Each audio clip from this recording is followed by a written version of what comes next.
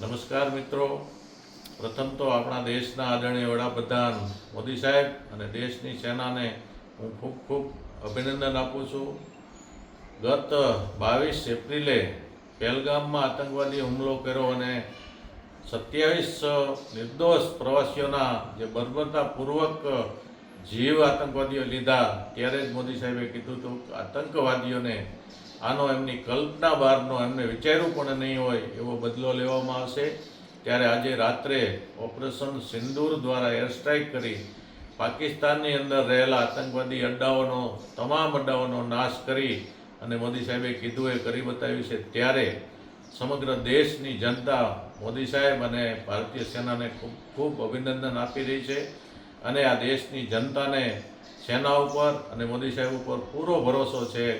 અત્યારે દેશ સુરક્ષિત હાથમાં છે, સેના ઉપર પણ પૂરો ભરોસો છે. આ સેના, ભારતીય સેના આ દેશને ક્યારેય ઊની આંચ નહીં આવવા દે.